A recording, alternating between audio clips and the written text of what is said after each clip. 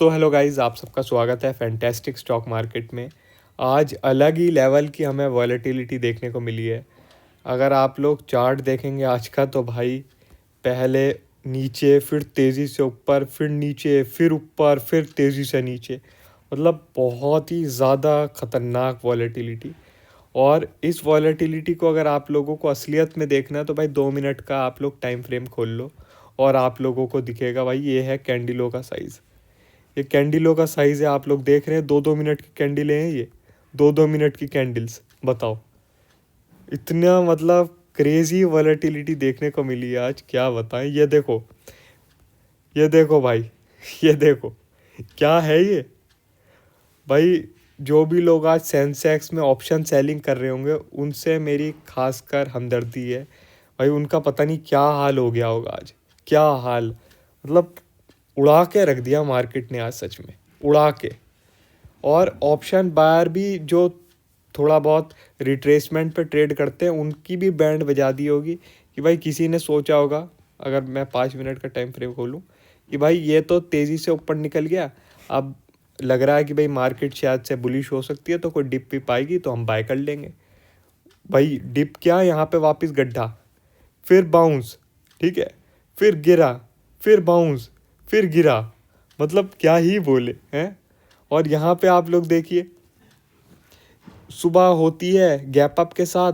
भाई ट्रम्प साहब का इनॉग्रेशन था, सब कुछ बढ़िया गया, ग्लोबल मार्केट भी पॉजिटिव थी, तो भाई हर चीज़ ठीक थी, ठीक है। तो गैप अप भी हुआ। उसके बाद फिर चलो छोटा मोटा डाउनफॉल आया, ठीक है। भाई इतना फॉल आ गया, किस खुशी में पता ही नहीं, किस खुशी में इतना फॉल आ गया पता ही नहीं भाई, ठीक है। तो मतलब आज क्या किया है मार्केट ने, ये मार्केट ही जानती है। बस एक अच्छी चीज़ है कि मैंने आप लोगों को रात में ही टेलीग्राम में अपडेट कर दिया था कि आप लोगों को बस आज एक लेवल को मार्क करना है, जो कि है 23,380 का। कि भाई इस लेवल के ऊपर अगर 1 घंटे की कैंडल क्लोज हो जाती है, इस लेवल के ऊपर 1 घंटे की कैंडल क्लोज हो जाती है, तो भाई हम 23,580 का लेवल देख सकते हैं, ठीक है। अब हुआ क्या कि भाई सुबह तो आप लोग देख ही सकते हैं, सेलिंग हुई 1 घंटे की कैंडल इसके नीचे ही क्लोज हुई, ठीक है। उसके बाद फिर ये जो बाउंस भी आया उसमें भी 1 घंटे की कैंडल इसके ऊपर क्लोज नहीं हो पाई, ठीक है। तो बाय की ट्रेड कोई भी इनिशिएट हो ही नहीं पाई। बस ये है कि लोअर लेवल से किसी ने बाय किया होगा तो वो स्कैल्पिंग टाइप का बन गया होगा, बाकी तो कोई ढंग का बाइंग ट्रेड आज बनी नहीं थी, ठीक है। अब क्या है कि एंडिंग में आप लोग देखें तो ब्रेकडाउन ज़रूर देखने को मिला है, ठीक है। 23,050 का लेवल मैंने आपको बताया था भाई। 23,50 के नीचे अगर 1 घंटे की कैंडल क्लोज हो जाएगी तो फिर काफ़ी नेगेटिव हो जाएगा और फिर हम एक अच्छा डाउनफॉल भी देख सकते हैं, ठीक है।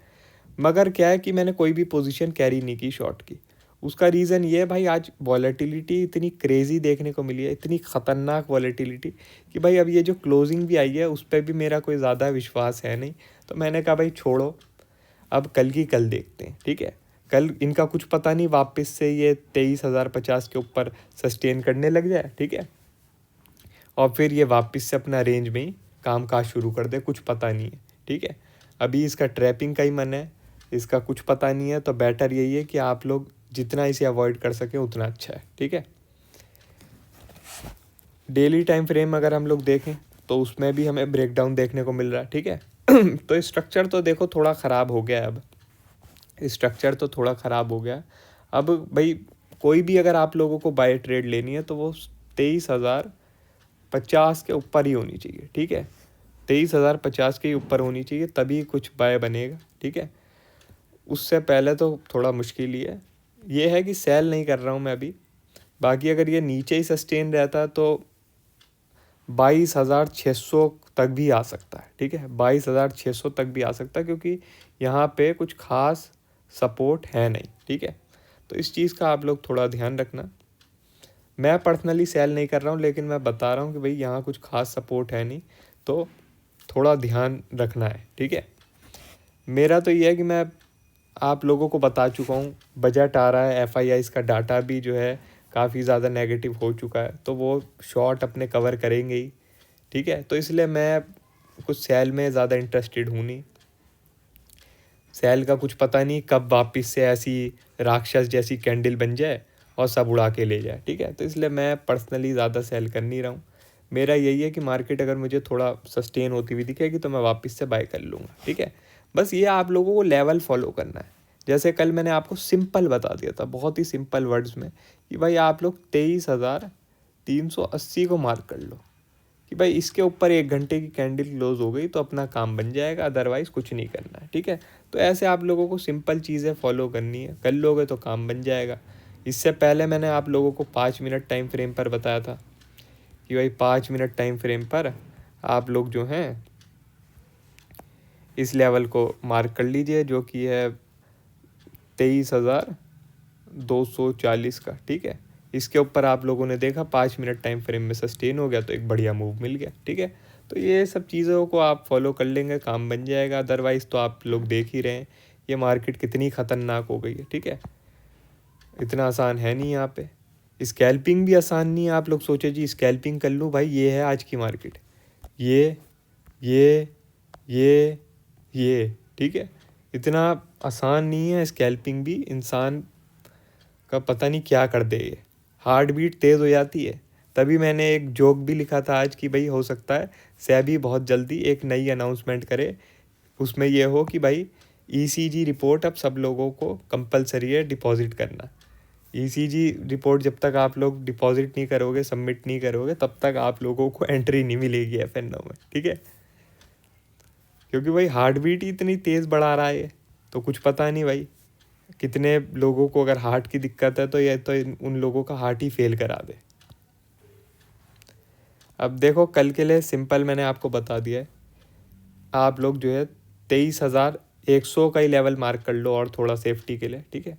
कि इसके ऊपर अगर सस्टेन होने लगता है तो भाई वापस से रेंज में ट्रेडिंग शुरू हो सकती है, और वापस से जो अपर हैंड है यहाँ तक भी जा सकता है, जो कि है 23,380 का, ठीक है। और बाकी जो है अगर इसके नीचे ही रहता है तो फिर मार्केट वीक ही है, आपकी मर्ज़ी है सेल करो या नहीं करो। मगर जब तक ये 23,100 के नीचे है तब तक जो है बाय करने में काफ़ी रिस्क रहेगा, ठीक है।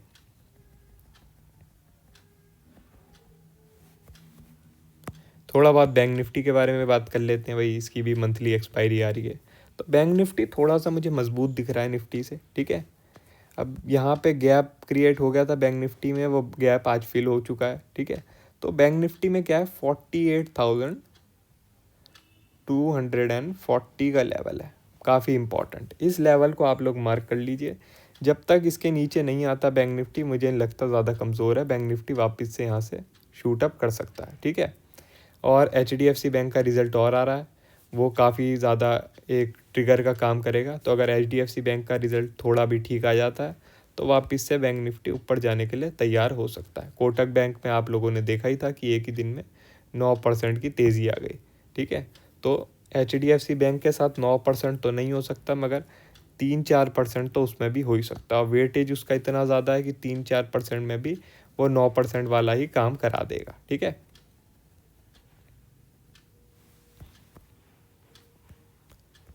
बाकी और कोई भी अपडेट होगी मैं आप लोगों को टेलीग्राम में बता दूंगा। वीडियो अच्छी लगी हो तो लाइक कर देना, और चैनल पर नए हो तो सब्सक्राइब कर देना। आज के लिए बस